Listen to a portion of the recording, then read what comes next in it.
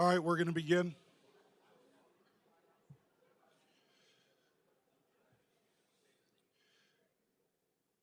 Please welcome Law Enforcement Academy Class 2391.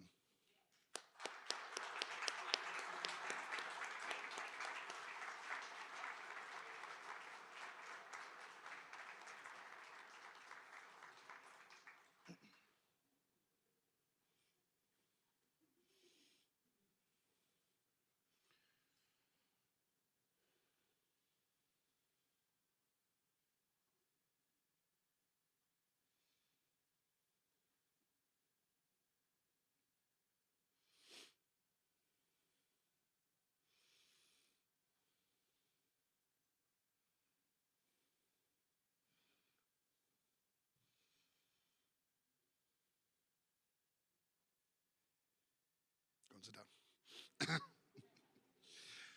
Good morning. My name is Troy Egger, and I have had the honor to lead this class as the Academy Director here at Blackhawk Technical College for the past 18 weeks.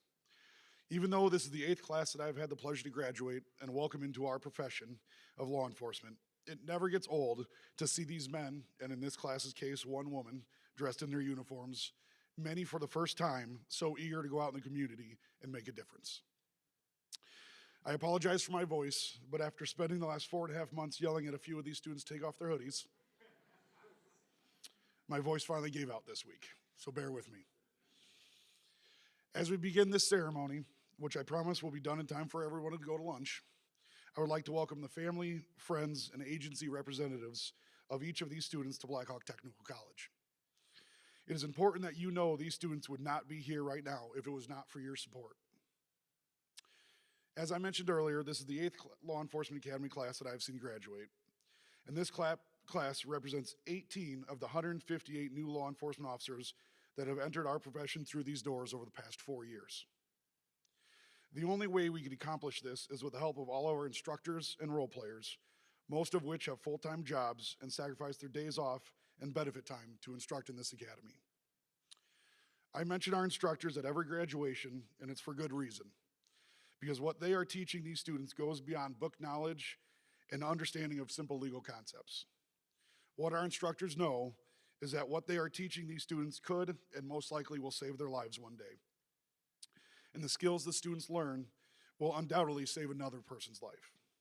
It is because of that fact that our instructors have so much dedication to these students. I would ask that any instructor in our academy that is in the room please stand so we can all acknowledge the sacrifice and dedication you have given to these students to prepare them to begin their career. You are what makes this, I believe, the best law enforcement academy in the state. I know you're out there. Go and stand up.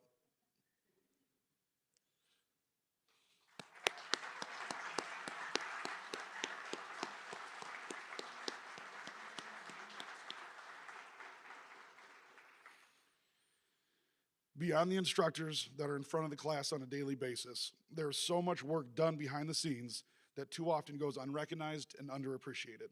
And that is the work of our administrative assistant, Tammy Rail.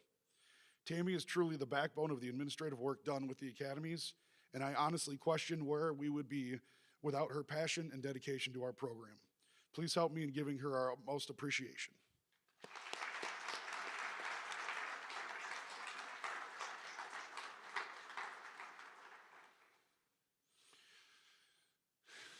Now to class 2391.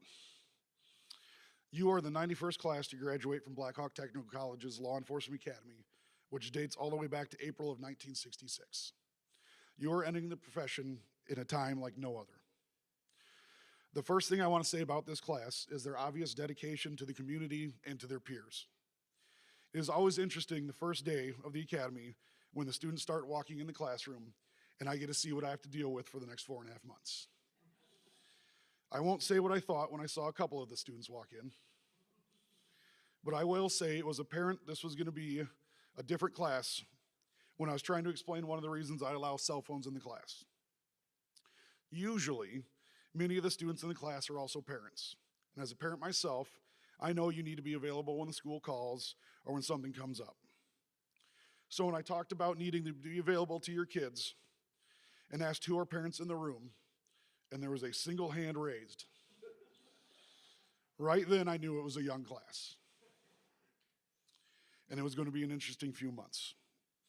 With that said, it was great to see how things evolved and how the students took care of each other and held each other accountable and helped the younger ones mature in such a short time. I am not one that believes in forcing class projects. The students are already under enough pressure and stress in the academy, so I don't need to put more pressure on them.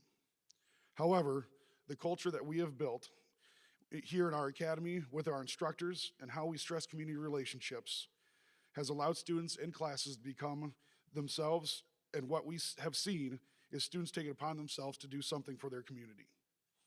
In the past 4 years, more than half our classes have done something on their own to benefit our community, and this class is no different. Without any prompting, they decided to raise money for the YWCA Care House and Child Advocacy Center, which is a place that provides resources to assist children that are victims of crimes, which includes a safe place for child crime victims to be interviewed right here in Rock County. On their own, this class raised over $400 to donate to that organization.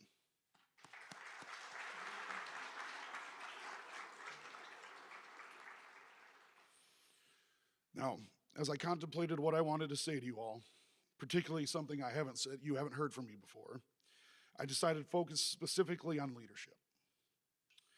But why would I talk about leadership to a group of students that haven't worked a day in the field? Because whether you know it or like it, many of you are going to be leaders of your agency, some before you are ready, and some forced into leadership positions simply because there's no one else to do it. So we should start early.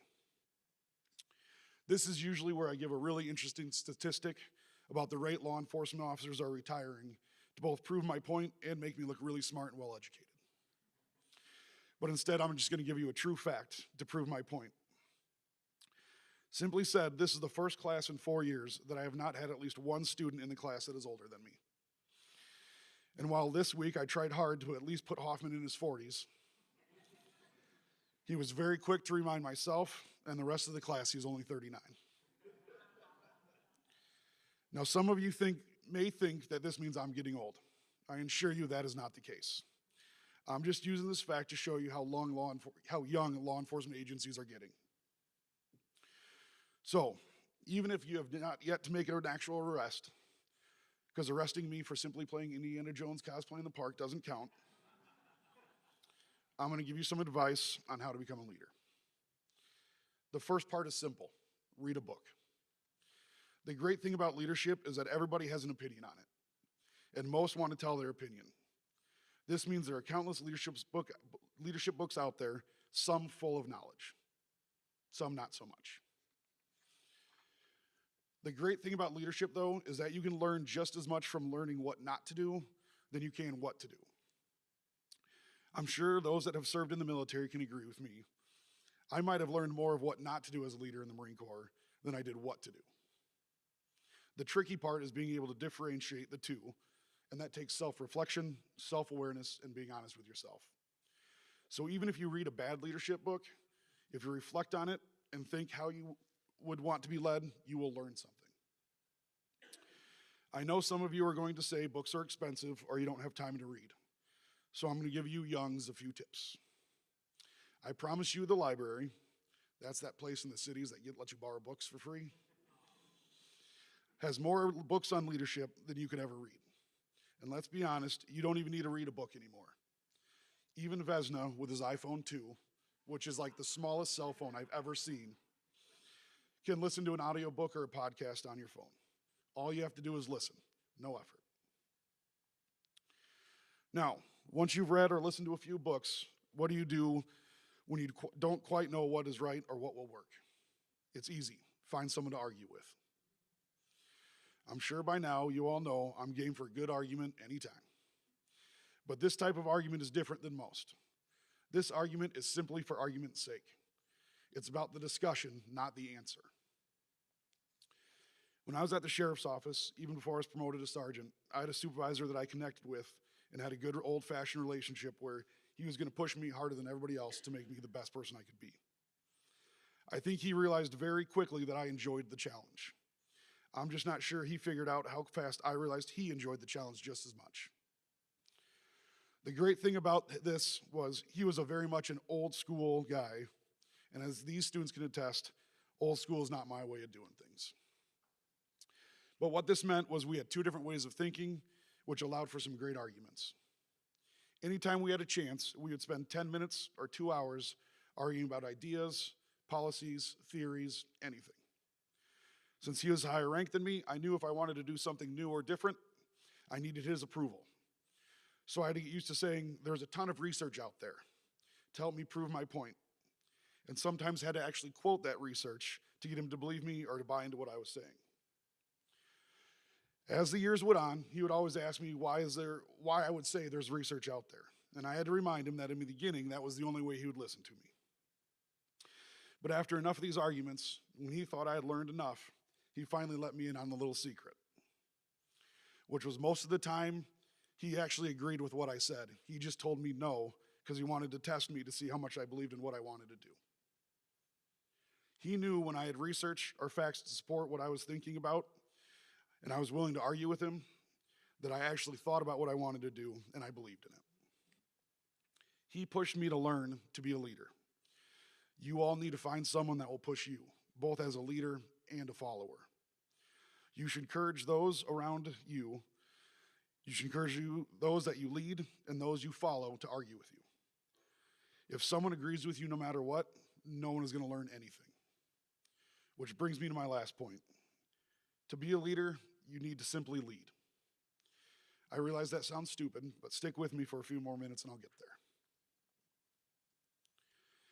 People can say managers are leaders, but I'm going to say managers simply manage. They make sure what needs to get done gets done, and that's it, and that's easy. The problem with managers is they stifle creativity of their employees and ensure the only way things get done is their way, and that's not always the right way. Then there are those with a title that deems them the boss, who also call themselves leaders. But bosses only dictate. They tell people what to accomplish, when to accomplish it, and even how to accomplish it, which is easier than managing. Because just telling people what to do doesn't mean they're listening, and it doesn't mean the task is going to get done. This is not to say that those that manage or those that dictate are not leaders. I'm just saying you can't be an effective manager or dictator if you aren't a leader first. So what does a leader do? Leadership is listening. Listening to what to do, what not to do, and most importantly, listening to feedback after you did what you thought was right. When I say listen, it's not just hearing what people say, but listening to them. I love when people say, I hear you. That means I heard the words that are coming out of your mouth, but I don't care. Listening is hearing the words and caring not only about the words, but the person that is saying those words. Lastly, leadership is admitting when you are wrong. This is leadership by example. I was promoted very young, and admittedly, I made mistakes. But I was always willing to listen to the senior deputy's feedback and change the way I did things to ensure I was doing right by the staff. If you aren't willing to admit you were wrong, you will never get better. And the goal, even at the end of your career, should be always get better. Next, I would like to invite one of the members of the class to come up and address the group. I don't believe in selecting one student at the beginning of the class to be the class president, because then other students don't get to work on their leadership skills. So I tell the class early on, I want them all to be informal leaders. Throughout the 18 weeks, it is always great to see the number of students that step into an informal leadership role. And when you allow it to happen naturally, the students feel more comfortable because it isn't forced. And they get to pick when it is appropriate for them to be a leader. At the end of the class, I polled not only the students, but also the lead instructors to identify the student that took on an informal leadership role within this class. This person led by example the entire 18 weeks. He was not a loud leader. He simply did what was right, and even when he made mistakes, he was the first to admit them and change. Anytime I asked this student to do something, there was no questions. There was no worrying about himself. He did it for the betterment of the class. I would like to invite Deputy Andrew Maloney of the Rock County Sheriff's Office to address the class.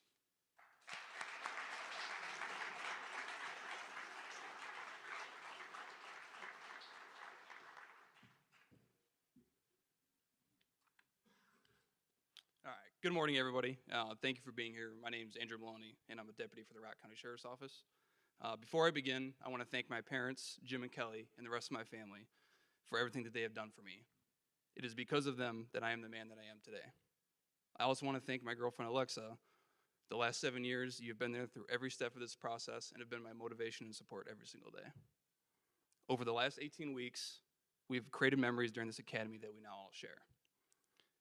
Like watching Kyle step slide backwards all the way from his squad back to from a traffic stop. Or Nerman learning that he's a left-handed shooter one day before qualification and still passing the first try. And realizing that Hoffman really is the most interesting guy in the world from the Dos Equis commercials. You are all far more than just classmates to me. I can say that I've ended this academy with 18 more friends than I started with. As Mr. Egger mentioned, I was voted by my peers for the Leadership Award. I am humbled to have been chosen, and I really think I may be only up here because they didn't want to be the ones giving the speech. And while I may be the one up here, this whole class is filled with leaders. Leadership is not defined by your age, your number of years in the job, or by your experience. Rather, it is defined by your actions and your character. It is shown by motivating and empowering those around you to be the best versions of themselves. A leader takes ownership and accountability. If you make a mistake, own it, learn from it, and move on. Be open-minded and understand that anyone else in the room may have the better idea or solution.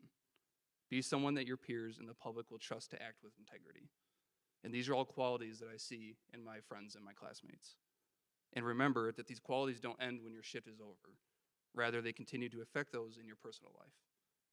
I look at class 2391 and I see leaders, a class full of passionate people who have a genuine desire to serve and protect their communities. I know that every one of you are going to do great things throughout your career. You have chosen this career even knowing the challenges and the hurdles that lie ahead. I cannot thank you guys enough for being the people that you are. During our careers, we are going to experience peaks and valleys, but it's how you respond that will make a lasting impression to those around you. How you adjust and adapt your mindset will speak the highest of volumes.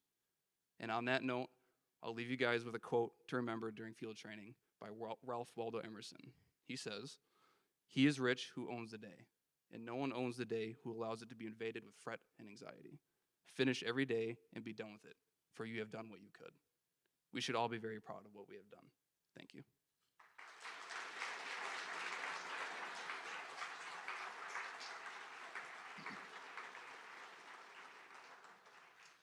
Thank you. Next is the Instructor of Excellence. Every class, we ask the students to select an instructor whom they believe has displayed not only an excellent knowledge base, but also the ability to transfer that knowledge to the students. The winner of this award for this class is a recently retired lieutenant from the Stoughton Police Department after serving 26 years. This instructor has been teaching here at BTC since 2004. And when you talk to him about the academy and instructing, it does not take long to tell how much pride he has in being an instructor and preparing the students for their careers. The class of 2391 would like to present the Brent Bilkey Instructor of Excellence Award to Mr. Pat Frisch.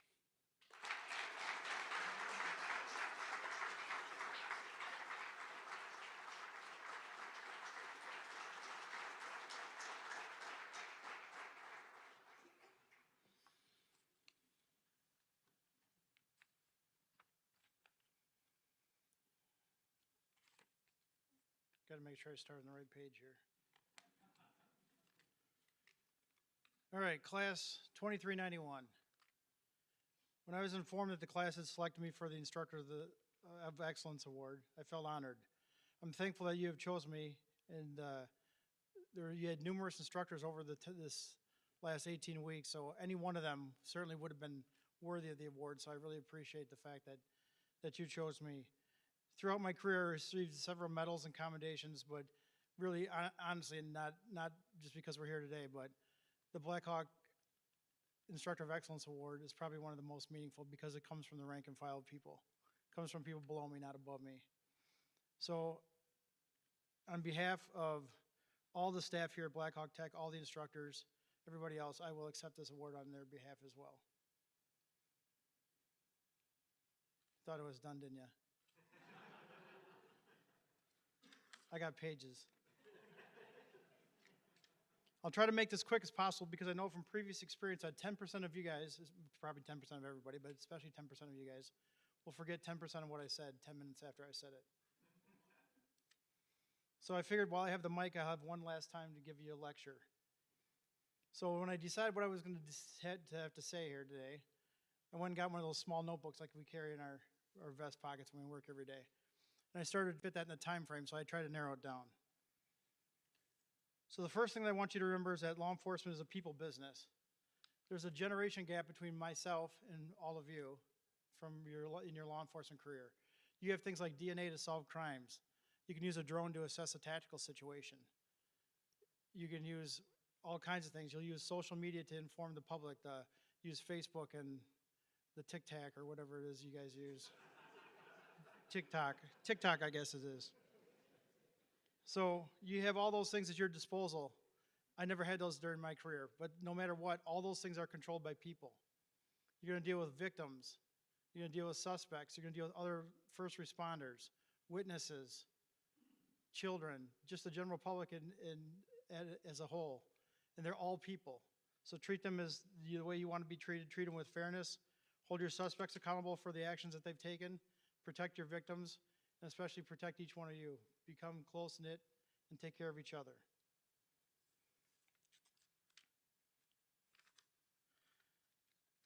While we have a little conversation here, I want you to remember 3 words: ability, motivation, and attitude. Ability is what you're capable of. The college and the instructors know what you're capable of. You've proven your abilities with 3 major phase exams, numerous performance assessment tasks, I still can't say it, physical tests, daily scrutiny from your instructors, and a grueling 18 weeks of studying and lecture and PowerPoint. Your ability will only grow as you grow every day. So use your ability to better yourself, your family, and your community. Remember what the second thing was? Way to go, nice. Motivation. Motivation is something that moves you to do something. There are 18 of you, 18 different motivations for becoming a law enforcement officer. That's important to our law enforcement profession because we need 18 different perspectives from you. We need different perspectives from different people to enhance what we have coming from our community, what we have in our community.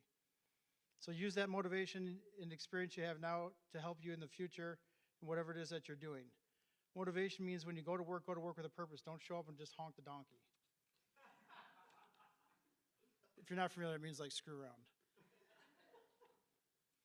The third thing I wanted you to remember is attitude. Your attitude determines how well you do what you're going to do. Don't fall into the group of bad attitude cops. Try and stay away from having a bad attitude. Try to have a positive attitude every time you go to work. It could be as simple as when I'm done with this day, I'm going to go home and see my family or my spouse. Or in the minutes of sheer panic and terror, maybe I'm going to win this fight so I can live to see another day. Have a positive attitude the entire time. Think if all the things will eventually pass if you have a good attitude. Usually you can work through them. It basically boils down to a simple quote by Henry Ford. It says, if you think you can or you think you can't, you're right. The next thing I want to tell you is be part of the solution and not part of the problem. I don't know if anybody's familiar with Lou Holtz. He's one of my favorite speakers, motivational speakers. Lou Holtz always said about people having problems, he said, don't tell people your problems because 90% of the people don't care about your problems, and the other 10% are glad you got them. So be part of the solution, not part of the problem. I always learned this from my father when I was growing up. I'd go to my dad and I wanted to complain about something, complain about my football team not playing me enough, or the teacher in school wasn't being nice to me and therefore I was getting bad grades. And he would look me right in the face, not give me one word of wisdom, one word of advice. He would say, are you part of the problem or you're part of the solution? So I had to think about that. Initially, I was offended when he would say that because I thought if I was part of the problem, I wouldn't be asking him for advice. I wouldn't have brought it up. But it made me think. And one of the things I think he was trying to tell me was to come up with solutions to my problems before I came to him with the problem. And I used this in my career over several years while I supervised people. I would always tell them, you got to come to me with your solutions to your problems, not your problems. Somebody would call and say, hey, LT, I got XYZ going on. What do you want me to do? And I'd say, what do you want to do? And then we'd work on the problem from there. Be part of the solution, not part of the problem. So with those 3 things that I said before, ability, motivation, attitude, I want you to use those to be part of the solution, not part of the problem. Life is 10% of what you know, or what happens to you, and 90% of how you react with those things. Use your ability, motivation, and attitude to react in a way that will impact others. Be part of the solution. There's a little bit of a theme going on today because the previous two speakers already touched on, so it might turn a little bit boring for a second. But the last thing I wanted you to do to remember was to be a leader in whatever you do. Someone once said, somebody who wrote a book, I don't remember who it was, wrote a book, said that a supervisor always does the right thing, but a leader, always does things right, but a leader always does the right thing. Do things right, do the right thing. There's never the right time to do the wrong thing, and there's never the wrong time to do the right thing, if that makes sense. I see a lot of heads. Good. Think about this. Where does your rank come from? If somebody promotes you, where does that come from? Comes from above, right? Somebody bestows that rank on you. Nobody bestows a leader on you but the people from below you. Leadership comes from below. Leadership comes from the rank and file. Be a leader. I'll leave you just 3 simple rules and I'll try and shut up, I promise. Do what's right, do everything to the best of your ability, and show people you care. That boils things down to make it as simple as possible. When I was creating this speech the other night on the computer at home, apparently I looked overly attentive because my wife was wondering what I was doing. And I saw her staring off at me in the corner of my eye, and I turned and looked, and she said, "What are you doing?" I said, "I'm writing a speech." And she said, "What for?" And I said, "Well, I have to give the speech at the academy, and I have to impart as much knowledge as I can in the shortest amount of time." And she said, "Patrick, you don't know everything." I corrected her and said, "I do know everything, unless I've forgotten it or I haven't learned it." She then informed me I haven't learned to be funny. So I do not know everything. She's right, I don't know everything. But what I do know is one thing, and that one thing will dominate your life. Whether it's your job, your family, your hobby, your children, I want you to make that one thing something you're proud of. That's really all I want you to strive for, especially if that is your career, because that's what we're here for. But if whatever that one thing that dominates your life, I want you to make something that you're proud of. I'm proud of each and one of you. I'm glad to have met every one of you. I thank you for bestowing this award on me. Congratulations. Stay safe. If you need to find me, you know where I am. Email or phone call away. Congratulations.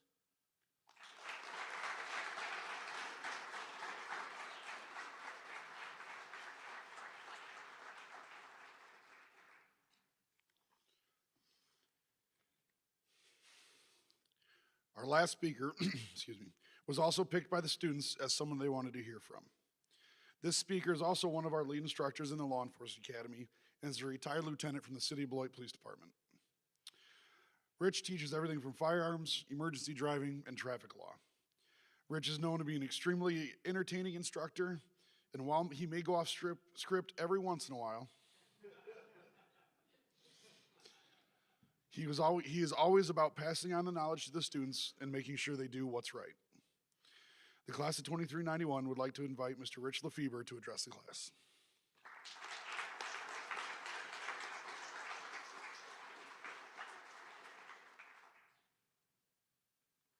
Every once in a while. Good morning. I will start by saying, just to let you know, it's an honor, first of all, to address a few words to the class, and I'm honored that the class selected me to say a few words. However, I will tell you first that I'm not a public speaker. I'm an instructor. I've been an instructor since, I think, 22 years now here, and I've never been comfortable giving speeches or motivational an instructor. So I can teach somebody about the apex of a curve while driving, the cosine of an angle using radar, slow steady trigger pressure and firearm, trying to figure out somebody's wrong-handed and been wrong-handed for the whole time. Troy, just a little about that. Troy came to me the day before and like, okay, we have qualifications tomorrow. Yeah, we're gonna switch what hands he uses to shoot. Like, by tomorrow? Yeah, fair enough. So that was one of those leader things that I just agreed. So first of all, I want to congratulate each and every one of you with your accomplishments. It's been a long process, and it takes true commitment to be successful in this. It's been a journey of watching the changes from you over the months. The first day of the academy, walking in the room, the looks of uncertainty on your faces. Now academy graduation. As we got towards the academy, every day it got a little bit like the beginning of class was like herding cats. They were all like feral cats, and apparently everybody in the class has got the bladder of a third grader, but because that interrupted class a lot. But here we are. You guys all made it. Some of you probably have to go to the bathroom really bad right now. Frisch talked a while, so. Your training actually starts here. You're done with during field training rather, you'll realize that you know very little. There's no like end scenario. You'll need to learn the policies, practices, procedures, and the cultures of your department. Geography, new computer programs, squad checks, needed equipment, paperwork will all be your life for the foreseeable future. It'll be a lot. Every academy class that we've ever had says, I thought we knew a lot when we graduated the academy. And all the cops here can testify that once they get out on the road, they realize that they're not exactly prepared for it. So take field training seriously and learn a lot. You'll quickly learn that calls for service don't fit into a nice little category. Then you don't have ample time to complete a report with the opportunity to make corrections on a computer in a computer lab without distraction to listen to the radio or get interrupted for another call for service. Even after field training, your learning never ends. When I reflect over the last 30 years, I'm amazed how much has changed by the way law enforcement conducts itself. I encourage you to continue training beyond what the agency dictates as mandatory. Continue to grow as a person. Become those informal leaders. Like I said, I was sitting next to Pat before we started. I'm like, so are the three of us all going to say the same thing? Because we never know what each other's going to say. One thing to always do is be passionate. I was putting the finishing touches on this and more or less writing half of it, and Tammy Rail over here came by, and I'm just like, yeah, I'm not good at public speaking. And she actually said to me, she said, enjoy the moments. Tell them to enjoy the moments. And it's really a thoughtful thing that you're going to have some great moments in law enforcement, then things that you look back and reflect on, like these are the days, the times when we tell stories about those are the moments that you're going to enjoy. Take time to enjoy them. Law enforcement is a bunch of high highs and a lot of low lows. So enjoy the high highs. Remember the people that have helped you get here. Your family and friends are very important. They make sure that they know make sure they know how much the value that you provided them in the journey. So, friends and family. I can't express how much a career in law enforcement is unlike any other job on the planet. Paul Harvey, almost 40 years ago, described as a police officer. Now, this is 40 years ago, and I'll quote a little of what he said. He said, you must be a diplomat that can settle differences between individuals so that each will think they won.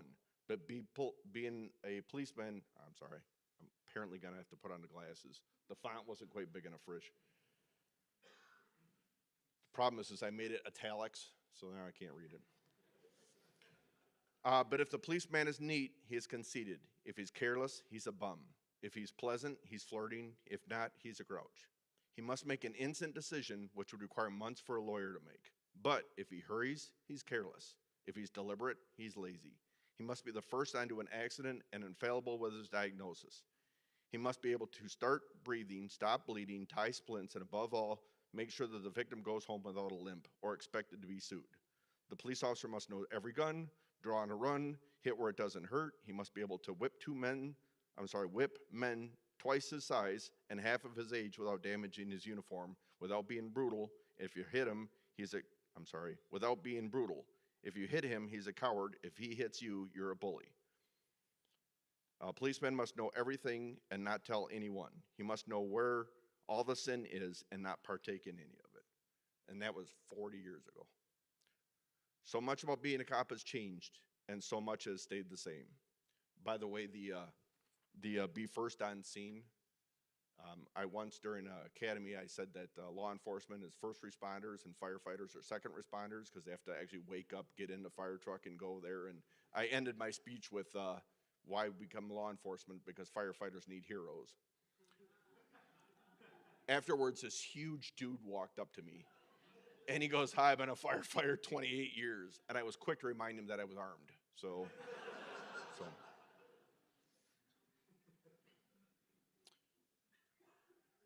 True story.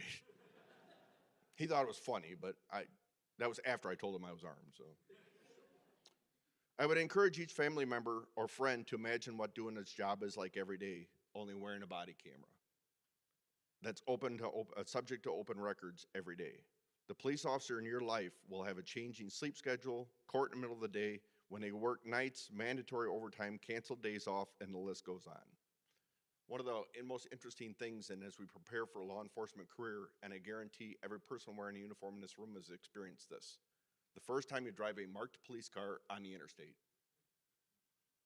what speed do you go? Because if you go 65, the speed limit, you have what? 180 cars lined up behind you that won't pass.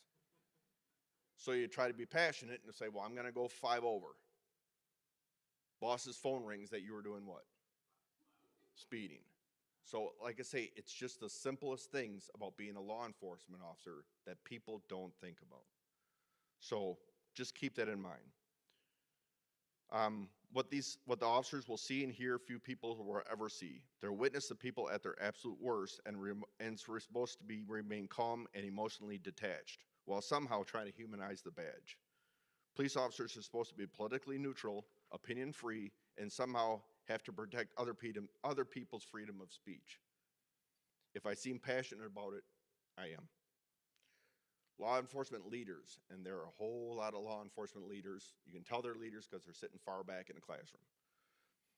Law enforcement leaders, they have to figure out how to encourage our youth to apply, train them while keeping in mind something that's called a work-life balance, which for a lot of us, work-life balance wasn't a thing when we started.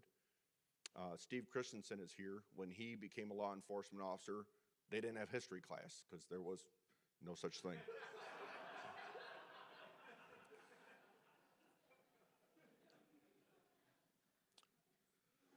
So they have to figure out how to have this work-life balance. It's a newer term for a lot of us. Make the job rewarding, even though it's often a thankless job, while turning around and mandating overtime within the first week of starting. If you think that they must be passionate about what they do, they are. Be passionate about it. Class, be accountable, which I think we've heard. Hold yourself accountable, hold each other accountable. Own your mistakes. You'll make them. You'll learn much more from your mistakes than you'll ever do from the things you do right. Constantly ask yourself, what if, what if, what if, what if, what if? Tactical errors versus decisions that you make. Just remember now, from here on out, you're different from everyone else. Once you retire, nobody puts retired salesman commits whatever crime. However, retired law enforcement will make the first page headline. Listen to those who have your best interest in mind. Listen to those that are passionate about it. So overall, be passionate and be safe. Thank you.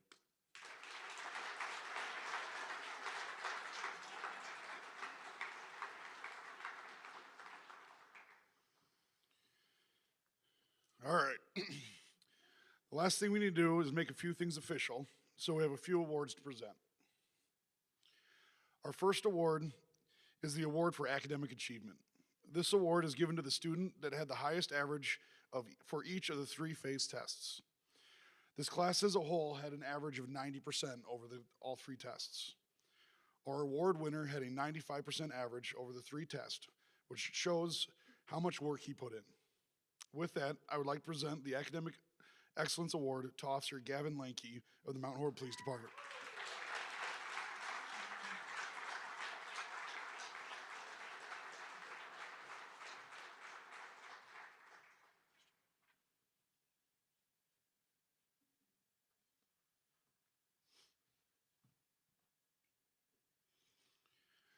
Next, I would like to present the award for Outstanding Physical Fitness. Every student must pass a physical readiness test to get into the academy, and they have to pass a tough Kushera of the Walworth County Sheriff's Office.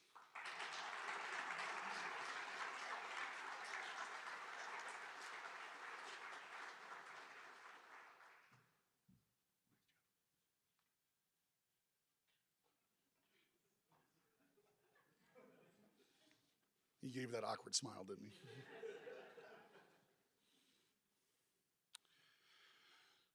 Our next award is named after a fellow graduate of the Black Hawk Technical College Law Enforcement Academy, Officer Ryan Copeland of Class 1363.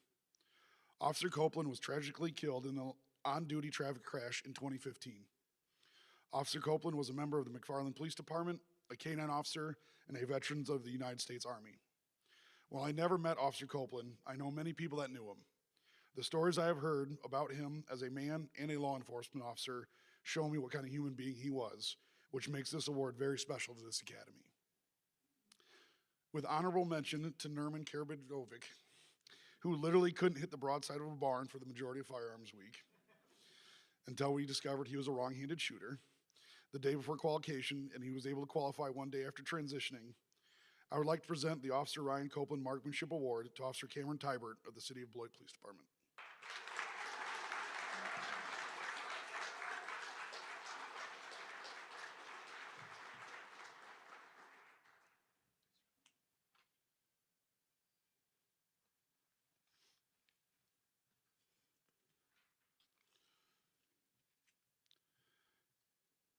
Our last award is named after one of our former law enforcement academy directors, the late Mr. Terry Fell.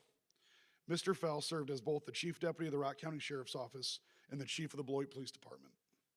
After retiring from over 25 years of law enforcement service, Mr. Fell served as the Law Enforcement Academy Director here at BTC for 10 years.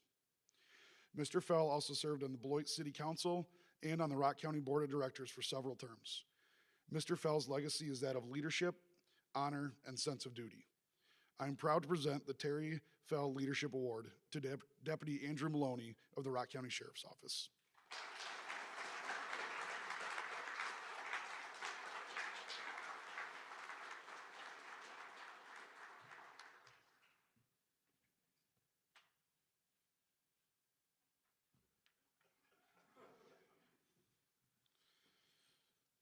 All right, let's pass out those certificates and get everybody to lunch.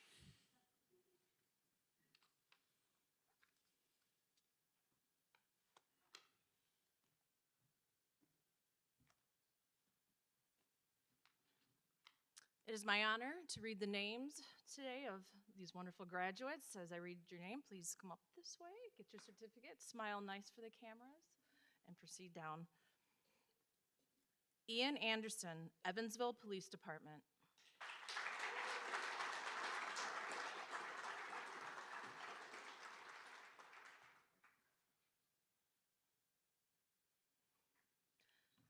Dylan Canalia, Rock County Sheriff's Office.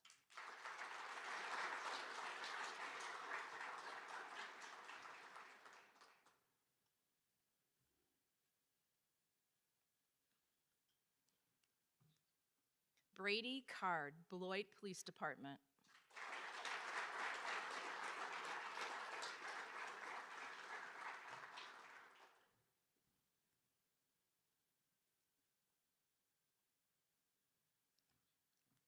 Craig Christensen, Broadhead Police Department.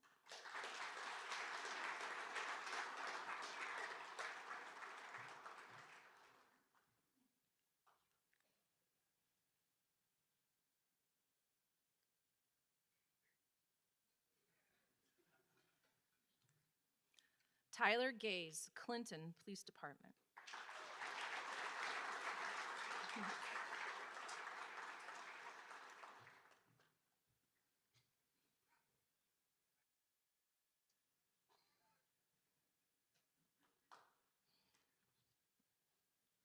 Adam George, Walworth County Sheriff's Office.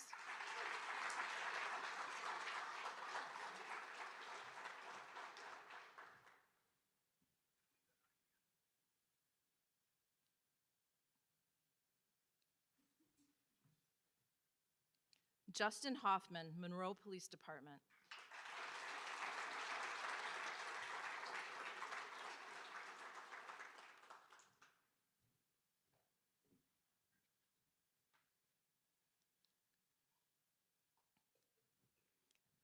Nathan Hollinger, Janesville Police Department.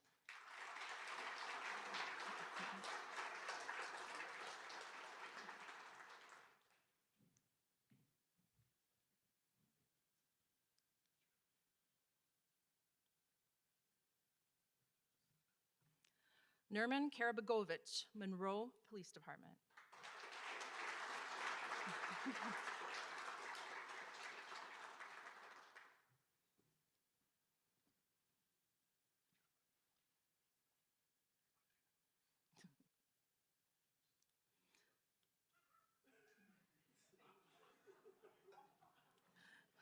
Kyle Kuchera, Walworth County Sheriff's Office.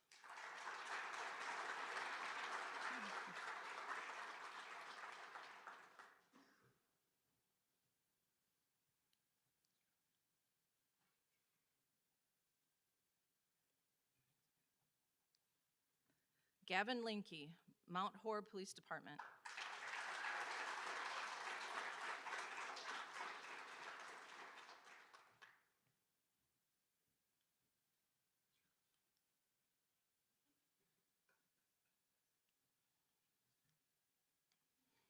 Jacqueline Motter, Janesville Police Department.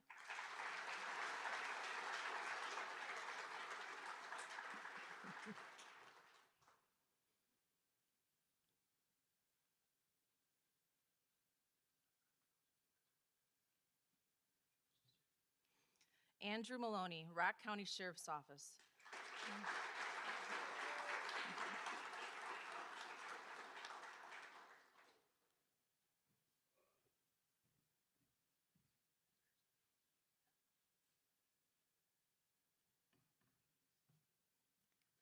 Brent Murphy, Beloit Police Department.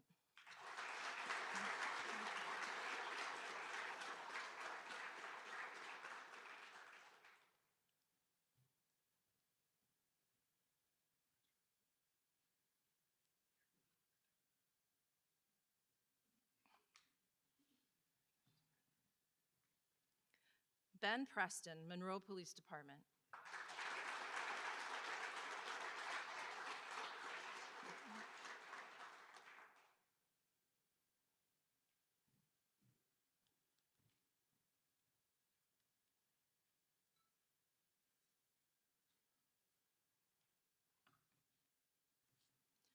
Tyler Quaddy, Rock County Sheriff's Office.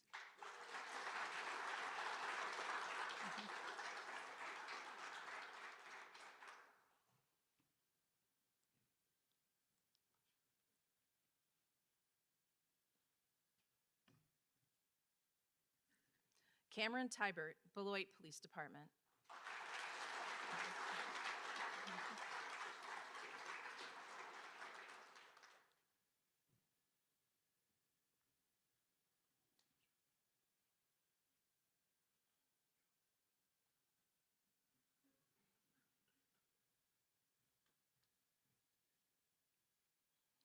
Dylan Vesna, UW Whitewater Police Department.